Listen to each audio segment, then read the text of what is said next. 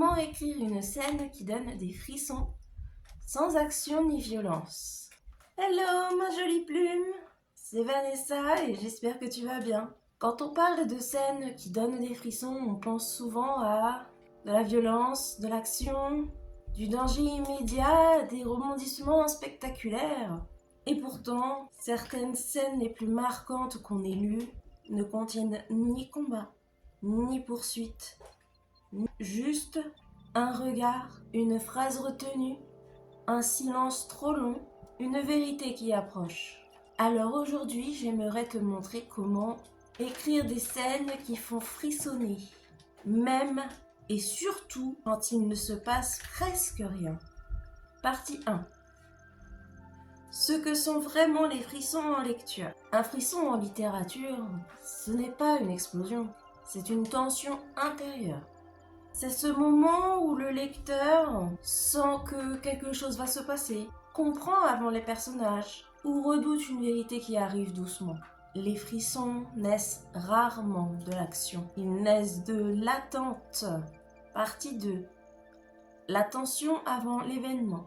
Beaucoup d'auteurs pensent que la scène forte est le moment où tout explose. Mais en réalité, ce qui marque le plus le lecteur, c'est ce qui précède. Pose-toi cette question essentielle. Qu'est-ce que le lecteur sait que le personnage refuse encore de voir? Cette dissociation crée immédiatement une tension. Exemple, un personnage sent que quelque chose cloche mais n'ose pas creuser. Deux personnages évitent un sujet évident. Une décision est sur le point d'être prise, mais retardée.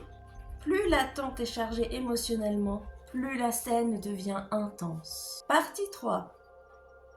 Le non-dit, ton meilleur allié. Les scènes qui donnent des frissons sont celles où tout n'est pas dit. Le non-dit fonctionne parce qu'il fait travailler le lecteur. Au lieu d'expliquer, tu suggères, tu laisses des blancs, tu fais confiance à l'intelligence émotionnelle du lecteur. Par exemple, un personnage change de sujet, une phrase commence et s'arrête, un geste remplace une réponse. Le frisson naît dans ce que le lecteur comprend sans que l'on lui dise. Partie 4. L'émotion retenue est plus forte que l'émotion exprimée. Un personnage qui explose peut être impressionnant, c'est vrai. Mais un personnage qui se retient est souvent beaucoup plus troublant. Demande-toi, qu'est-ce que ce personnage ne veut surtout pas montrer? Quelle émotion est comprimée à l'intérieur de lui? Qu'est-ce qui se passerait s'il lâchait prise? Plus l'émotion est contenue, plus la tension monte. C'est vrai en romance, c'est vrai en thriller, c'est vrai dans tous les genres. Si jusque-là cette vidéo t'est utile, tu peux mettre un like, ça soutient grandement la chaîne et merci beaucoup. Partie 5.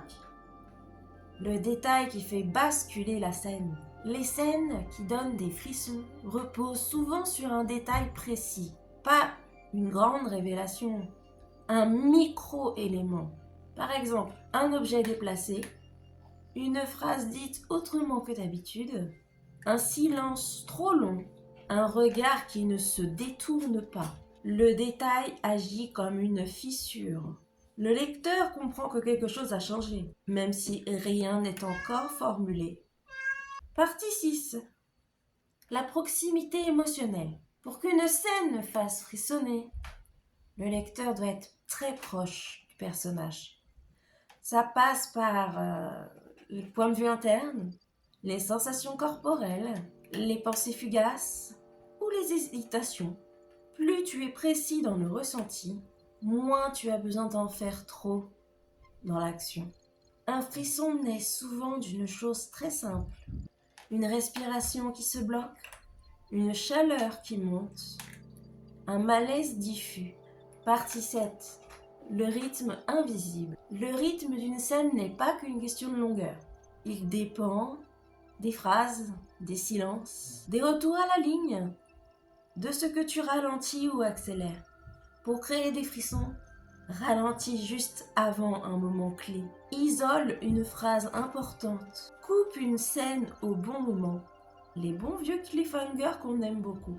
Le lecteur doit sentir que le temps se dilate. Partie 8. Une scène qui fait frissonner n'explique pas tout, résiste à l'envie de tout clarifier. Les scènes mémorables laissent souvent une ambiguïté, une question ouverte, un inconfort, parce que le frisson continue après la scène. Si le lecteur y repense, c'est que tu as réussi. Bravo! Tu n'as pas besoin de violence, d'action spectaculaire, de drame excessif pour écrire une scène puissante. Tu as besoin d'émotions vraies, de tensions retenues, de silence, de confiance en ton lecteur.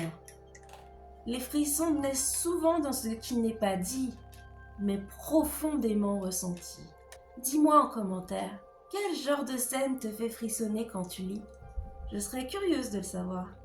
N'oublie pas, écris avec passion et vis avec douceur. Ciao!